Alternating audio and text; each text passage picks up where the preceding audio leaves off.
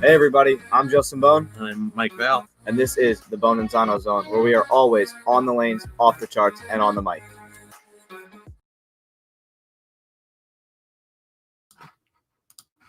Hello everybody, and welcome back to another episode of the Bohn N Zano Zone podcast presented by BuddiesProShop.com. Today, we've got a pretty exciting TV show today.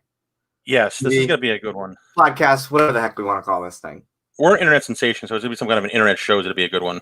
Yeah, that's what we'll call it. So first, you got some news. What have you and your lovely brother been up to the past couple of days? I know you have an announcement to make. So me and Brandon have teamed up with BuddiesProShop.com, and we are going to be bringing you Team Bone ball reviews. So what that means is we're going to be providing ball reviews for a ton of the new products from all of the brands of Brunswick. So we are super excited about that. We just had our first video drop today about the Brunswick Knockout.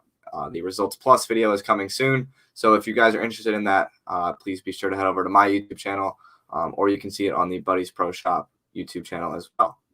You're making moves. You are a big deal these days. I'm excited about it. People know you. You're a big deal. Not as big of a deal as the guest that we have today. That is very true. Yes. Yeah, this one, we've gotten a lot of hype about this one as we started promoting it, and a lot of people are interested in this one. So should we introduce? We haven't heard a famous Mike Val opening in quite some time. Yeah, I know. It's been a while. I think this one deserves it, right? Here we go. You got bad internet again. All right, so let's have at it. We have with us a 22-time titleist, Justin. 2-time winner of the Firestone, the first 2-time winner of the U.S. Open, member of both the PBA and the USBC Hall of Fame, the man who dominated bowling in the late 70s and all of the 80s with a flawless game and an intensity on the lane that is just nobody can match it, right, Justin? I mean, even today, these guys can't carry this guy's intensity to the line. There's nobody who can carry his intensity. He's the first guy that was not afraid to get in your face and give you the business on the lanes either. And we're going to talk about that a little bit.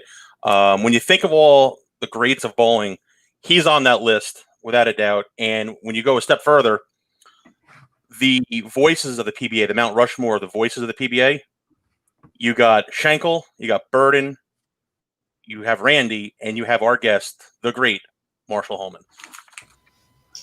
That's a pretty good intro, I got to say. Thanks, Mike. That was good. You worked on that. I did, Marshall. I worked on that as long as it took for you to work on your hair for today's appearance.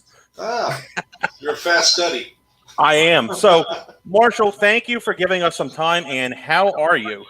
I'm doing well. It's a crazy time. I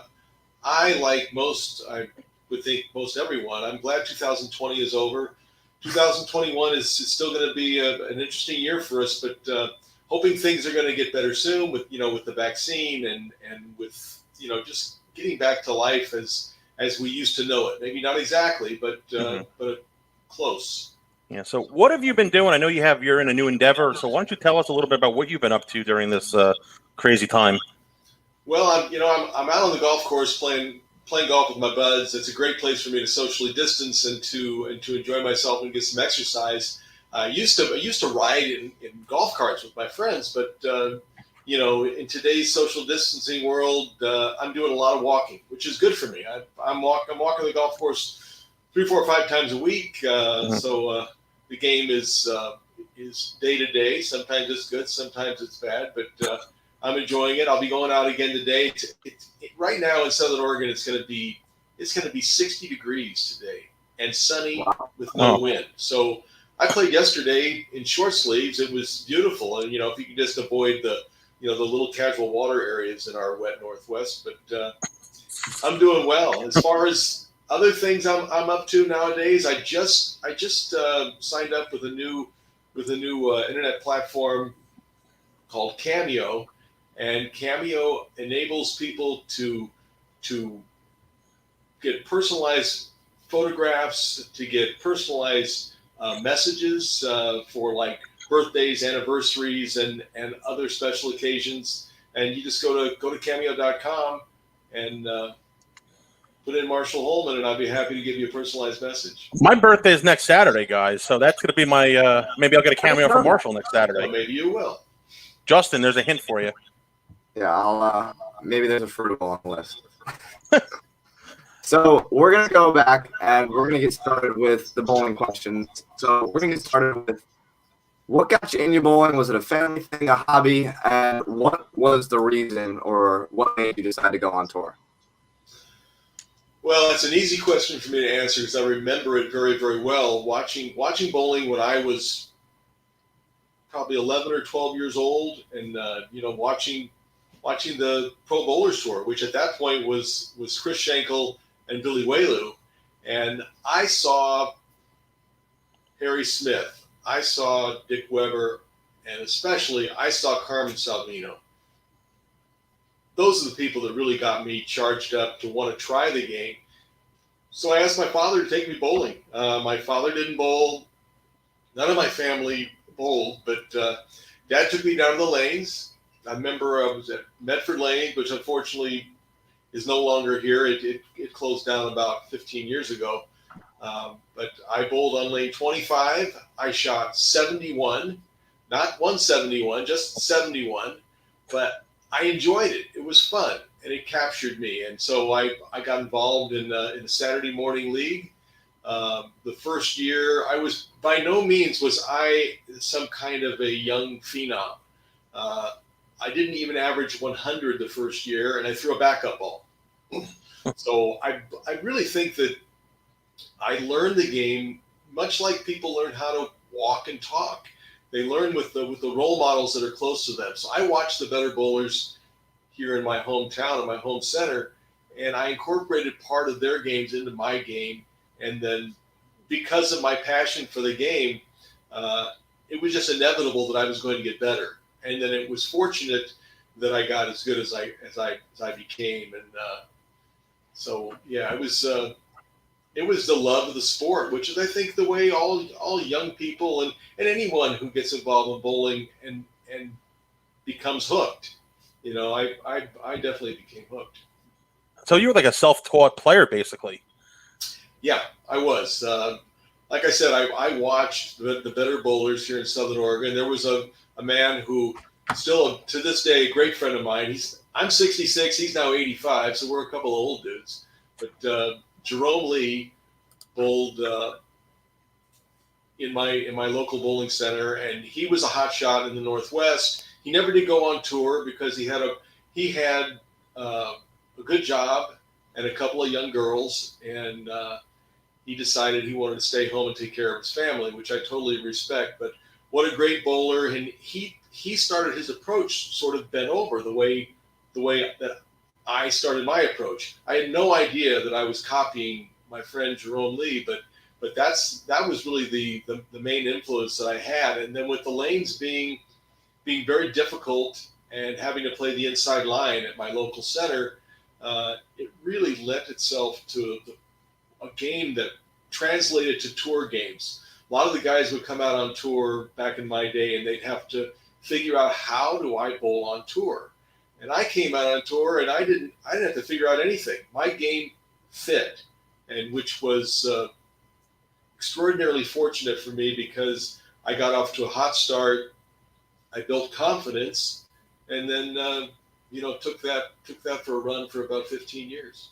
So Marshall, I've always had to ask this, and I always wanted to ask this to you.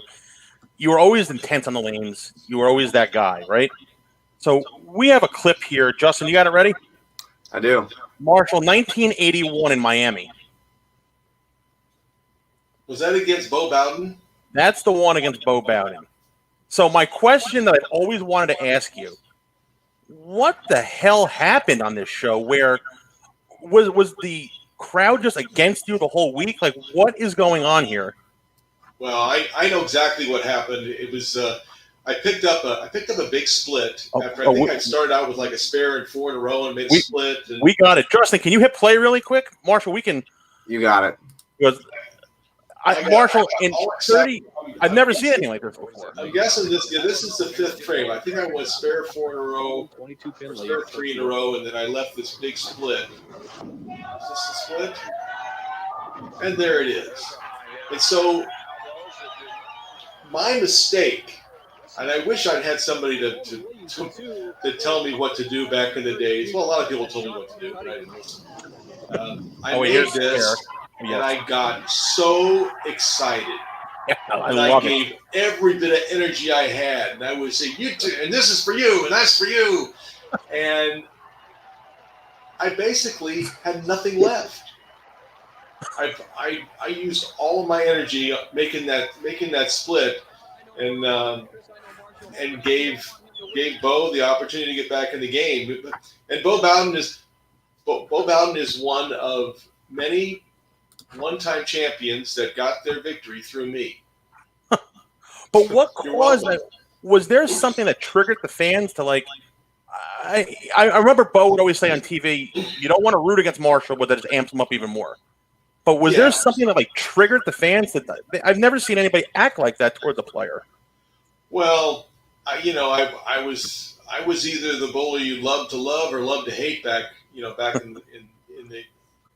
especially day. The late '70s, early '80s, and I think the fans were rooting for Bo. He was a pretty much an unknown player at that point, and I let him back in the game. It just was bad mental preparation. But they didn't have mental coaches back then. What I should have done is I should have been paying attention to the way that Mike Albee and Dave Husted went about their business. But I did things my way. Sometimes they worked out to my benefit, and other times they were a detriment to my opportunity to win. Thank you. I've always wanted to ask you that question. Yeah. Well, thanks for bringing up such a wonderful time in my life. Sorry, buddy. So our next question that we got is also going to involve another clip. So I'm going to ask the question first. We're going to play the clip, and then we will take there's that famous Bohn internet again going down. Really? There's that famous Bohn internet. Yeah, you're all choppy again. Should I just try and ask the question? There. Okay. There. Don't move. Don't move. You're perfect. So over your career, you had 22 titles, 4 majors, the first to win the U.S. Open twice, but went 8 years without winning a title before you won again for the last time. So we've got the clip from that TV show, and the question is, did you think that you would ever win again? So here's the clip. We're going to take a look at it, and then we'll hear your answer. Red Pulse is a good bowling ball, too. Really good bowling ball. That was a very nice, stable ball. Nice, easy arcing bowling ball. I tried to throw it away. I did. I was nervous, and I hadn't won in many years. I tried to act like I was calm, but I was shaking in my boots. I'm not going to make the 10-pin.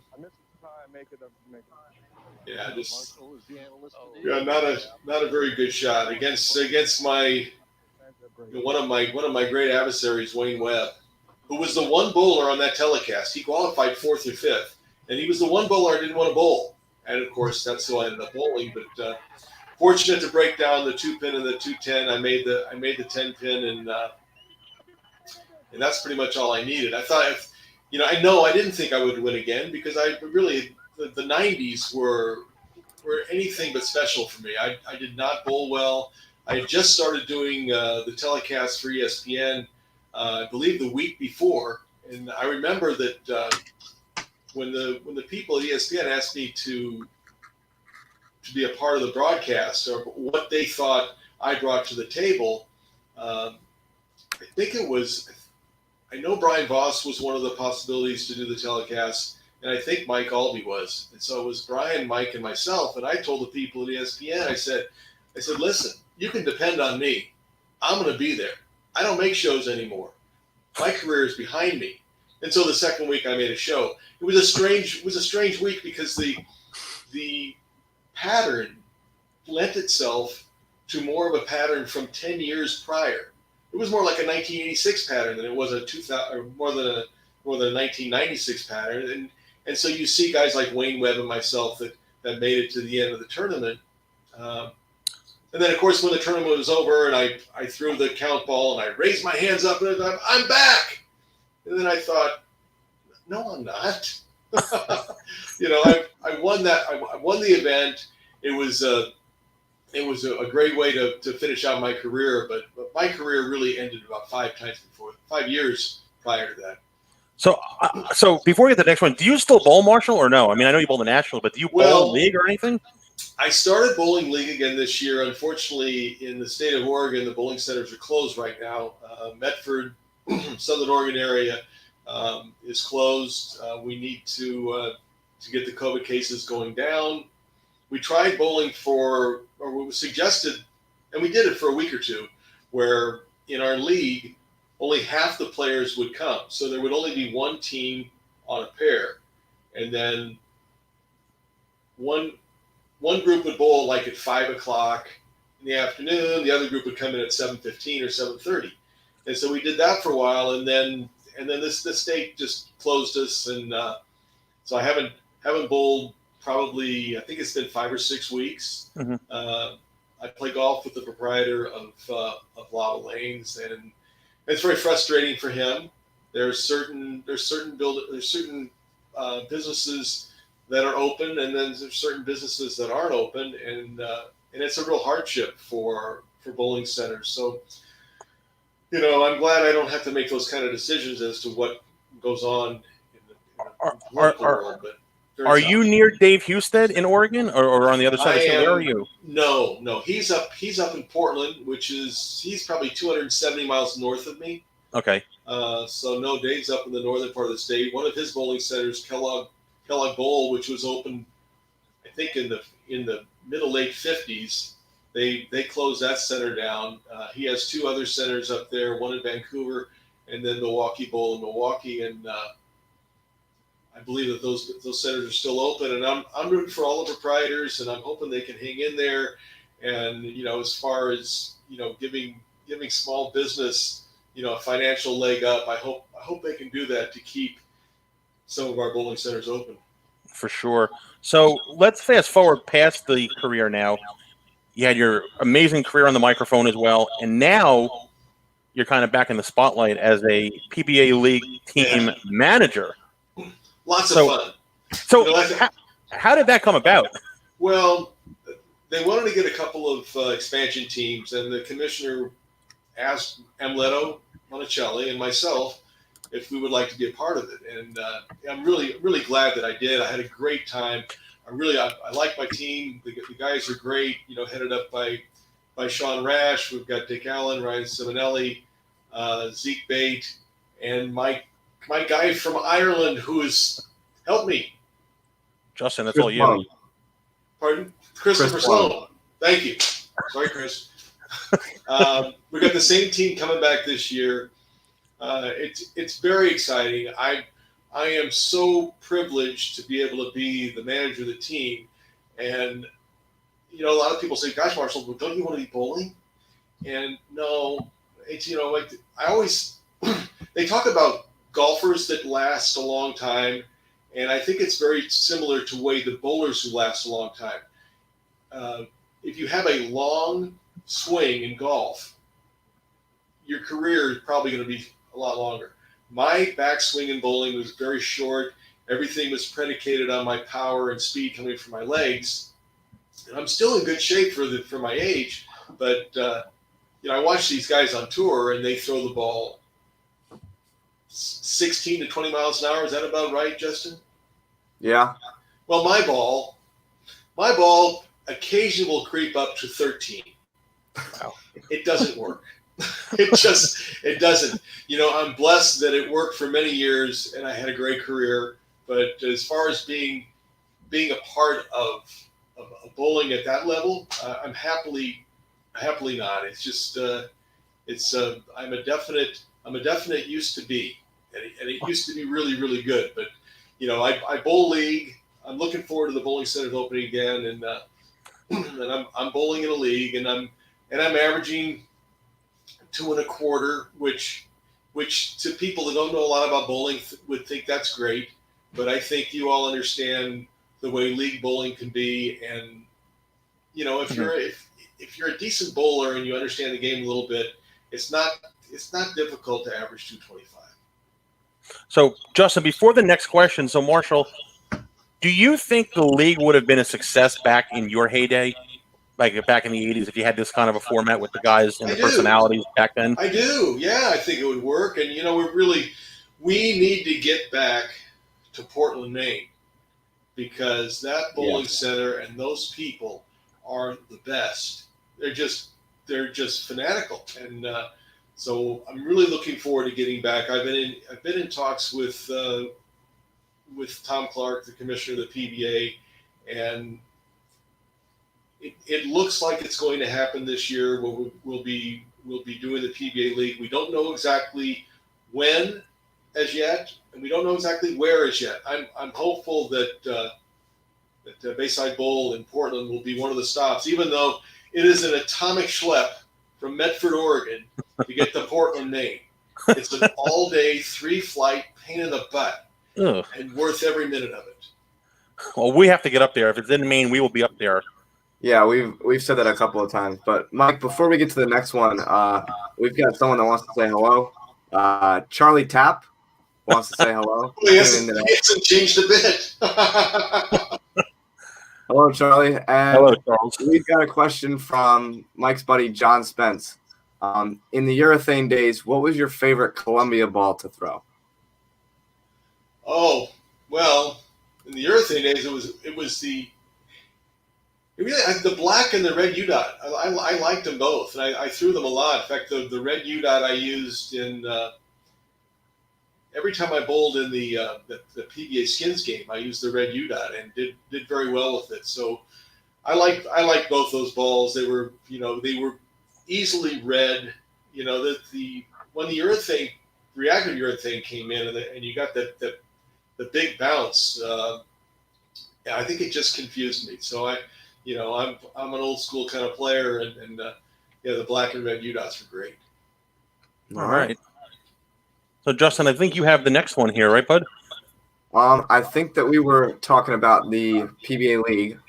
That was what we were talking about before the ball. I think how do you think it went this year with everything going on? I know your team bowled pretty well, top to bottom. Obviously, being the new expansion team, you guys did a pretty good job drafting a pretty strong team. What were your thoughts of how it went this year? Oh, I thought it went real well. I mean, we would have liked to made it into the finals, but we won a couple of matches, and my guys were great. I had a lot of fun. I think the league went well, considering that there were no spectators allowed, and with COVID restrictions, but it was good, and I wish they would have done it back in my day. I think we would have had a lot of fun in getting the best players together for a once a year or maybe a couple time a year PBA league, and hopefully this year it will be more than just once, and ultimately it would be great if if we could have a tournament in my league hometown of Milwaukee, Wisconsin, and then also go to Vegas and also go to New York and the other areas. I think that would be great, but I also want to see the tour remain with a bulk of individual tournaments where it's a mono kind of bring your own game and beat the field tournament. I like the idea of going to more spots of where the teams are based out of, even if they're not league related. That was something I don't think we've ever talked about that, Mike. No. Talking about more of like going to places like Brooklyn, Milwaukee, Miami, like places like that. And it doesn't have to be like a PBA League match or a PBA League style event. Like it can be an individual event. I like that. Yeah, that's a good one. We always talked about Marshall about getting. We spoke about getting the women's teams in last year, actually, before they announced it. But we also thought about having some of the PBA 50 teams, or have a PBA 50 team come in, because there's just so many superstars on the PBA 50 side of it now as well. Sure. And kind of have like a battle of the tours, basically. Yeah, that might be fun. Just as long as they bring the Brew City Ballers, I'm good. So, Justin, why don't you hit him with the last question before we get to the final 10? Okay, so me and Mike were talking about this. Mainly Mike wanted to know what happened, but we're just going to play the clip and then get your opinion on what was going through your head. I knew it. I knew this was coming up. But Marshall, everybody asks about it. If you YouTube Marshall Holman, the first thing that comes up, and by the way, that's a very ugly shirt. First thing that comes up is right here. Disappointed. Now you can see I didn't haul off and kick that as hard. It wasn't a 50-yard field goal. It wasn't even an extra point. I brushed my foot over that foul line. It wasn't hooked up properly, and it came dislodged. And I felt terrible. I felt terrible for Pete Couture. I felt terrible for Tommy Hudson. I felt terrible for Mark Roth. And you can damn well believe I felt terrible for me as well. It was, I just brushed my foot on the top of that, and it dislodged. So I didn't go over the foul line, so it wasn't a foul. Right. And in a way, I'm glad that I was kind of glad to see that Tommy and Pete won, because I didn't want that distraction to be the reason why we won. I got a little over amped, and the ball never made it back to pocket. I left the bucket, and Tommy and Pete ended up winning. And Tommy and Pete were friends of mine before that, and they were friends of mine after that. But it was not a good time, and I will frankly say that I thought Joe Antonora, the commissioner of the PBA, made a huge overreaction, and he made a very calculated fine. He put me out of commission for 10 weeks and fined me $2,500, which basically cost me about a third of my yearly income back in that day. The reason he came up with 10 weeks, the reason he came up with $2,500 was if I didn't try to fight the suspension, after the 10 weeks are over, the next tournament was the Great and the Greatest. Now, I'm going to let you guys guess how much last place in the Great and the Greatest was. I'm going to say 2,500, probably for very last good. Check. Yes, very good. So he gave me incentive to sit down and not fight the ruling. And in today's world, I don't know that I would have been. I don't think I would have been fined anything. Right? If I would have been fined something, I'm not sure that the fine would have come out of my pocket. But it did, and it was, and that's the way it was, and it changed my feeling about bowling on tour. Fortunately, it didn't change my ability to do well, but it was never, the passion for wanting to get out there and bowl was never the same after that. Now I'm certainly part of what happened there. I'm the one that dislodged the foul line, but I think if they would have taken a closer look at it, that it wouldn't have been as big a deal. Awesome. Well, thank you for finally answering that, Marshall. What year was that? 82? That I don't know. Let me I look. should know that. I should know that, Justin. No, I should know You that. should, yeah. We should, yeah. I don't know. I'm sure somebody in the chat will gladly tell us what year that was. And it's really cool that that Charlie Tapp is listening and had a question. I love Charlie Tapp. I've got great memories of the tour. I mean, you do get Charlie Tapp and Joe Hutchinson in the same room. Those two guys, I mean, you just shut up and listen. It was hilarious. Marshall, we had Charlie Tapp on to tell stories about, 3 or 4 months ago, Justin? Yeah.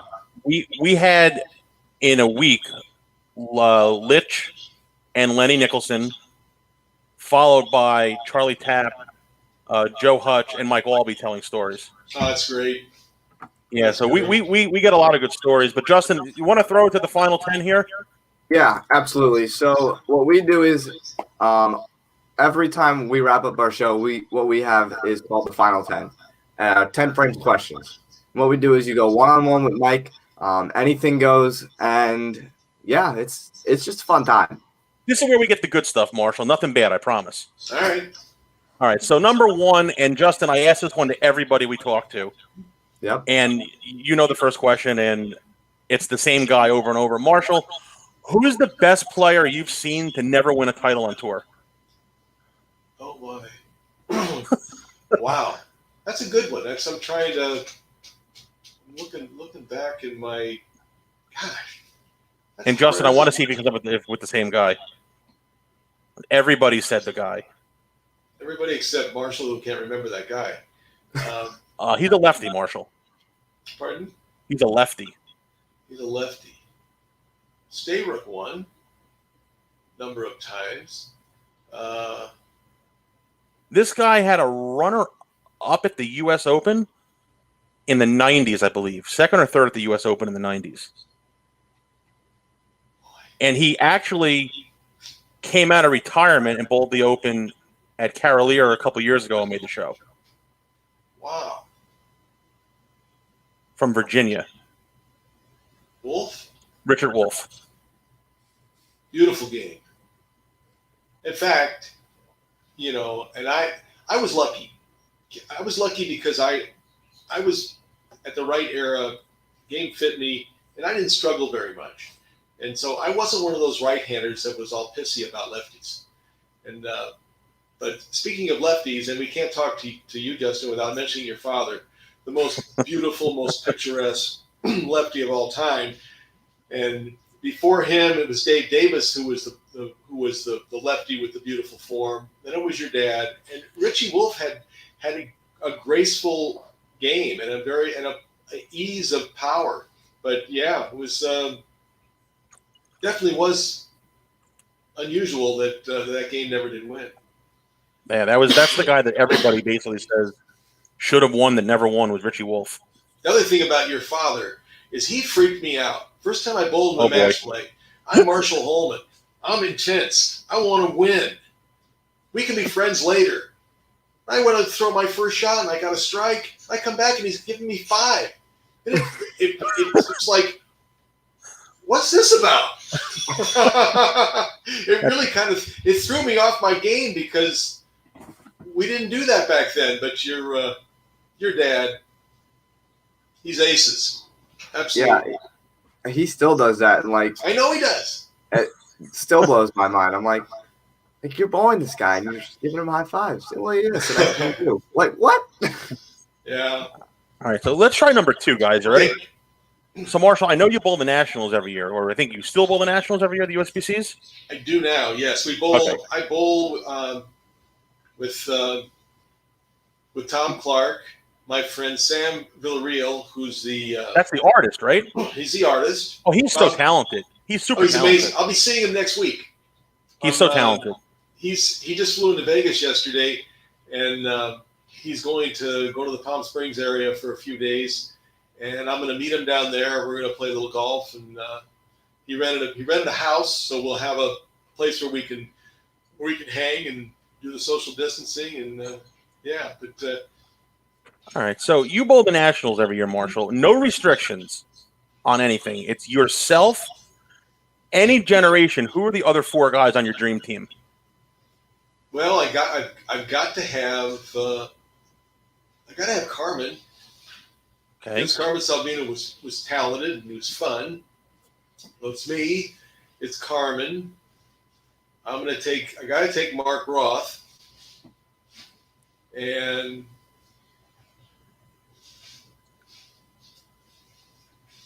well, if you're going to have a token lefty, why wouldn't you take Earl Anthony? A token lefty. I like that, Justin. Lefty. I'm kidding. Me, Carmen, Roth, Anthony, and I think I'll be a little older and go Don Carter. That's a pretty good 5, Justin. That's a solid 5. That's a murderer's row right there. One thing I got to add before we get to the next one, we've got one of your team players in the chat, Ryan Simonelli. Ryan. Good Sim dude. loves us. Good dude. I'll tell you, Ryan and I, we had a great time, and gave me a chance to meet these guys and get to know them on a different level. And good, solid, hard-working, good attitudes. Ryan was a little bit upset that he didn't step up a little more in our final match because he had a great look, and I put Rash in the anchor position, and Ryan thought he should have advocated a little bit more and put himself, and lobbied for me to put him in the anchor.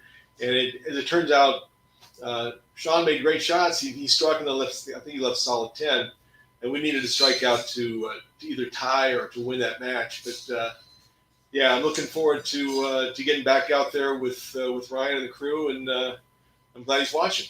Awesome. So let's go to number 3, guys. You ready? Yep. So Marshall, as of today, right? Which player on tour reminds you the most of you? Well, I guess Weber does, P. Weber, in with his intensity. But let's see.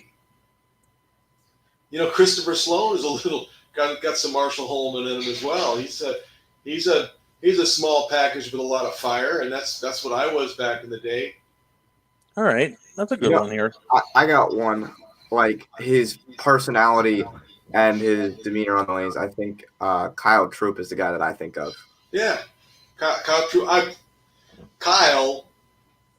He's got bits and pieces of some amazing people because he's also got a lot of your dad in him. He's intense, but he's huge heart, kind man, respectful. He has the entire package, and for somebody who had the privilege of bowling with his dad Guppy back in the day, it's really cool to see Kyle do well. And he's someone who's very easy to root for. Very easy. I like that one. All right, so Marshall, let's go to the next one. Resin hurt a lot of people. We know that, and unfortunately, I think Resin kind of hurt you a little bit. So you were the unfortunate recipient of that famous show with Mark McDowell and the Excalibur. Justin? I had the opportunity of throwing that ball that week, and I said no. Really? Yeah, I could have thrown it too. So we have the clip, and this is the shot that I think kind of hurt bowling a little bit, Marshall. So my question is, after are we playing this here? Yeah. After this shot, Marshall, you're on the bench. What are you thinking when you see this? I would, you never really saw this before, right? Came back from nowhere. This is a shot that he didn't have half the power in his release that I did, or maybe that's being a little too harsh on Mark. I had a more powerful release. I guess I really didn't even understand it at the time, but he definitely took me to school, and then here you are. My 31 or 32 second place finishes. And here you go. A very good game, and he had a little bit extra, and it turns out that, well, you can see that. Yeah. See my ball, as Randy likes to call that, he calls that the quitter 10, and we did that. We did that a lot back in the day, and you just lived with it. And in today's game, you switch bowling balls to get a ball in an entry angle to knock those down. back in our day, we didn't have the luxury of being able to switch. We just stayed with it and tried to steal a double here and there and make your spares. So why didn't you that Excalibur just didn't match up for you that week? You said you had the opportunity to throw it that week. I did. I just decided not to for whatever reason. I don't remember. It was a long time ago, but that was a great win for Mark, and it definitely changed the game. And I think the reason that it hurt my game as much as anybody else was that I was stubborn, and I was used to being able to make it work the way that I made it work. And then all of a sudden, the game with these new bowling balls went from a controlling of the first 15 feet of the lane, or the heads as we call them, to being able to get to a break point. And it was like going from English to Latin. Wow. I never understood the language. I never tried to retool my game. I basically just disappeared, except for that one tournament in 1996 that I won, which was, I look at that as almost like, oh, Marshall, here, you can have this one. You've had a tough time for a few years, and you've had a lot of second place finishes. We're gonna give you one. And it was a strange week. And his dad was on that show too with you. Pardon? Parker was on that show with you as well in Michigan. Do you know that, Justin? Not a clue. All right, so let's go to 5. This is one question about one of your buddies here, Marshall. Who do you think has been more influential in revolutionizing or changing the sport, Roth or Belmonte? Well, Roth was the father of the power game, so he started it. And then, if you watch the clips of shows back in the day, and Mark with this huge power, more power than anybody on tour had, and he's hooking it this far. But that was because of the bowling equipment. I think they both changed the game in huge ways, and I understand why some of the two-handers, or excuse me, some of the one-handers take exception with what the two-handers do. One of the biggest parts of bowling is being able to clear your thumb, and it's also one of the things that holds a lot of people back. The two-handers don't have to deal with that. I think two-handers are here, and they're here to stay. In bowling, they really haven't had a lot of put the brakes on anything. They didn't put the brakes on reactive when it came out, when they could have, and they didn't put the brakes on the squeeze factor. You tell them, Ryan. Yeah, they didn't put the brakes on the two-handers when they came out. So our world is what it is. We've got these amazingly strong bowling balls, and we've got two-handed players that take advantage of it. And I personally, in just watching, I love watching it. I think I like watching something I can't do, and and even when I was younger and stronger, I couldn't do it. It is the era that we're in. We're seeing more and more two-handers all the time, and with the next evolution in the sport is something that Simonson does. Is he goes that way and that way, and he throws that backup ball stronger than most lefties. It's incredible what he does. He is the most amazing player in my mind because of what he can do, hooking and reverse hooking. It's like an unfair advantage almost. It is unbelievable what he can do. Yeah. And my said partner up there can even do that a little bit. He's learning how to do that. Yeah, dabbling with it. He's dabbling. It is. I think it's the new. That's the new. Being able to do it both ways. Yeah. All right, so and Belmonte can do it too. Yeah. Belmonte can do anything really. Yeah. All right. He's the most. He has everything. He has a game that is a 10 out of 10, and he has poise and confidence, and he's smart, and it's just been extraordinary watching what he has done, especially in major events, to be such a dominator. You know what, Justin? I'm going to scratch off the next one. Marshall, it's funny you say that. We've been talking for a while of Belmo. What was it, Justin? The best athlete of the decade, right? Is what we called him. Yeah. So, like, when you look at what he did from 2010 to 2019, I mean, just looking at majors alone, he won 25% of the majors he bowled in, and made the show in 50% of them. That's amazing. And then opened up 2020, winning 2 more.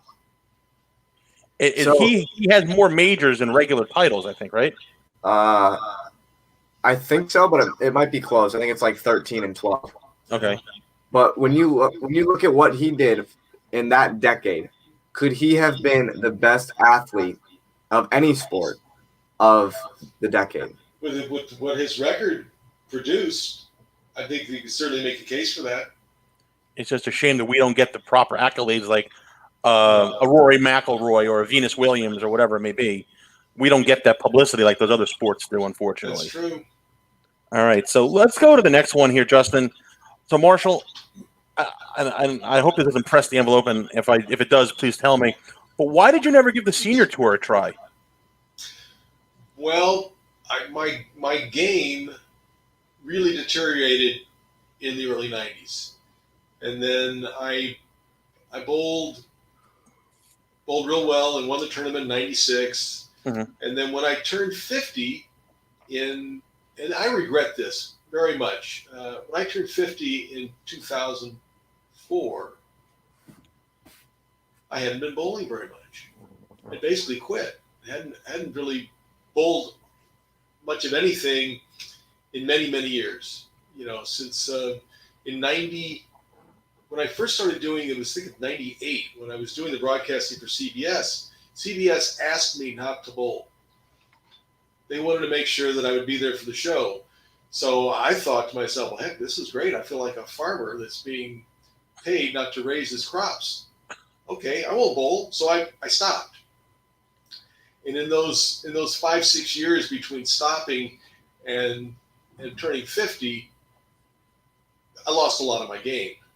I did bowl in one event in Klamath Falls, Oregon, which is about a little over an hour away from where I live, and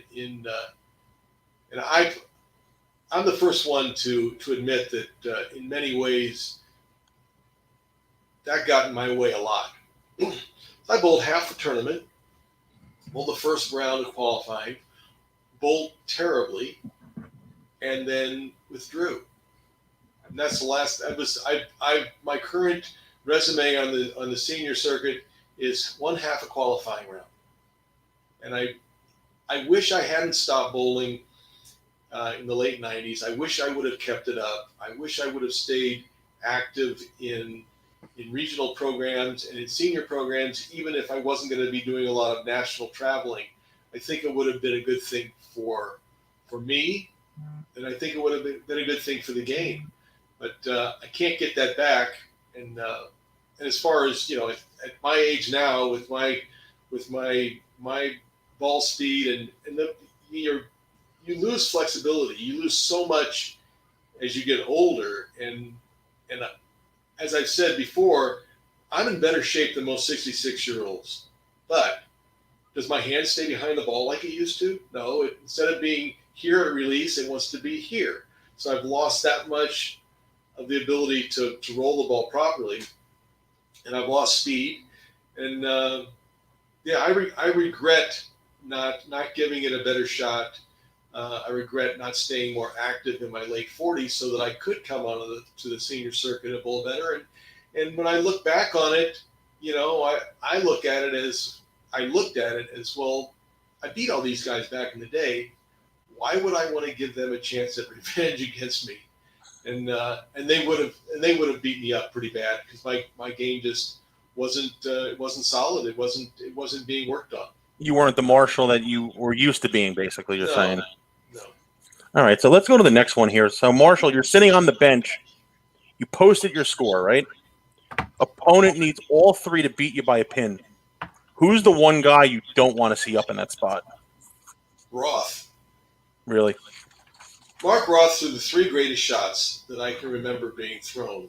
It was in Southern California. I think it might have been Riverside, but he had won the previous two tournaments, and he was going for three tournaments in a row. And he's bowling in it wasn't televised. It was a final game against a Southern California bowler by the name of Bobby Fligman. So Bobby gets up, forces Mark to throw three strikes in a row to win the tournament, because I think Mark had more bonus pins, and he would have tied that game and won the tournament. 2 strikes and 9, not enough. Hadn't struck on the lane the whole game. Gets up in the 10th, 11th, and 12th and throws 3 up to here. Bang, bang, bang. Those were the 3 best shots that I ever saw, and he did that for 3 victories in a row. Mark was absolutely amazing back in his day, and he did it with raw power and superior ability. So he's the guy, if your life depended on to throw a shot, you would put the ball in Mark's hands without a doubt? I would take a 30 to 35-year-old Mark Roth against anybody. Wow. All right. I got 2 more, Justin. So, Marshall, you've basically done it all on tour.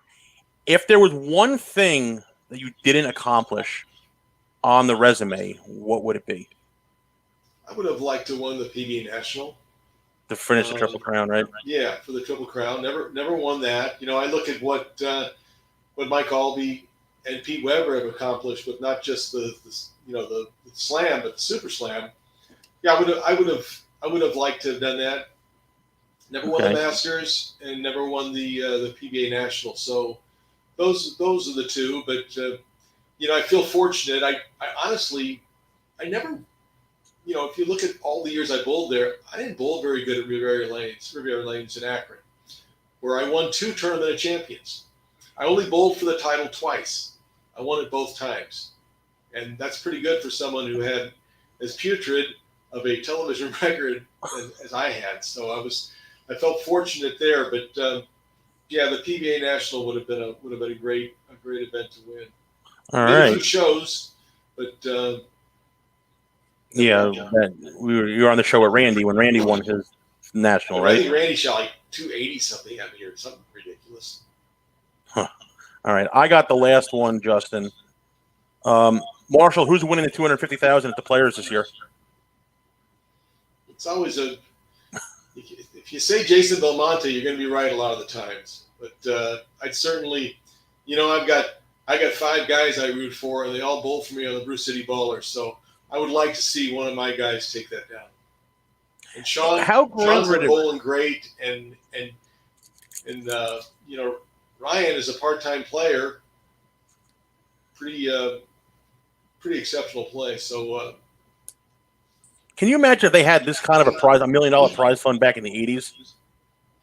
Yeah, I mean, we had some nice prize funds. We had the Seagram's U.S. Open that was $100K, and the Tournament of Champions that was $100K for a while. So yeah, there was. I think it's great. I think it's absolutely wonderful. I'm glad the guys are bowling for that kind of money, and it's going to be a fight. I just hope that it comes down to a great shot that wins and not a fortunate shot. Gotcha. And I just got a text message, guys, from somebody who wanted to ask Marshall a question. Marshall, what advice would you have for a guy that struggles mentally and doesn't know how to channel their inner intensity? Watch Mike Albee and Dave Husted and don't watch me. It's tough. I think in today's world, there's so much more help at your disposal, both from talking to sports psychologists to even just, looking on Google and reading something. It's there are many ways where you can channel that, and it's important. And you need to You need to, if you're an intense person, you got to be intense. If you're a laid back person, you got to be laid back. But if you're intense, you have to know when to fire that intensity and when not to. And my problem was that I let it go too early in games. And like I said, with the game against Bo Bowden in Miami, I just didn't have anything left. It's like I shot all my intensity out the window in making that split. So you've got to be able to hold it back, and then at the end, if you want to go Marshall wacko, do it. Like act like you've been there before, basically. Yeah, that's right. Justin, I'm done. This was an awesome spot. A lot of great stuff today. I've got one last question. My mom shot me a message when you were in the middle of the final panel. I had to wait for it. Oh, should we get the bad internet again? About your wine company. My wine company. Wine company? Wine. Yeah, we didn't talk about Diamondback Wines. Oh. Diamondback.wine. That's the website for my wine company. And yeah, I'm involved in that with a local winemaker who spent 20 plus years in Napa Valley making great wines. And I would say, depending on your social economic position, it's either fairly expensive wine or, yeah, I'd say fair. Our wines go from $29 a bottle to $75 a bottle, and but it's great. They're small batch, handcrafted wines, and it's a fun business for me to be involved in. I'm not making a ton of money, but I've got a lot of great wine at my disposal. And if you haven't tried it, go online, Diamondback.wine. If you want any help in getting an order together, you can message me on Facebook, and I'd be happy to be your personal Hall of Fame concierge. I love it. And you can get a cameo from him after you put the order in. That's right. That's right. Does that answer the question, Justin? That does. I think we're good, man. Marshall, I can't thank you enough for the hour. This was a lot of fun, and we hopefully we can have you back on sometime. Well, thank you. It worked out great for me. The sun is shining. The golf course is calling me. I'm going to be heading to the links in about 20 or 30 minutes, and it's been great talking to both of you. I look at you, Justin, and boy, if you don't see Parker Bohn when you look at Justin, you're not looking very good. You got your dad's good looks, and it's great to see how you've grown up and become a bright young man. Not that I'm surprised, because both your parents are very sharp. Thank you. That means a lot. And it's not the first time I've been told that I look like my dad. Thank you for having me on. Marshall, stay safe. Definitely stay safe. And we will hopefully talk to you soon. Hopefully get back on the lane soon. Marshall, and we'll hopefully golf. Yeah, go play golf. And hopefully we'll see Marshall in Maine sometime this year. I hope so. That'd be great. You definitely got to go. We'll be there. All right, Marshall. Have a good one. Thank you, Marshall. Stay safe. And there he goes. The great Marshall Holman. Justin, that was pretty cool. That was a lot of fun. That was a blast. Yeah, so, your internet held up until the very end. I'm so happy it did. I'm glad. I am glad. I'm glad for you. So I'm gonna buy you like an enhancer for your internet for your house. That's what I'm gonna do. Yeah, maybe I'll talk to Dad. Hopefully he bowls pretty good this weekend, and warrants a new internet. We can get that fixed. Yeah. So what do we got on the schedule?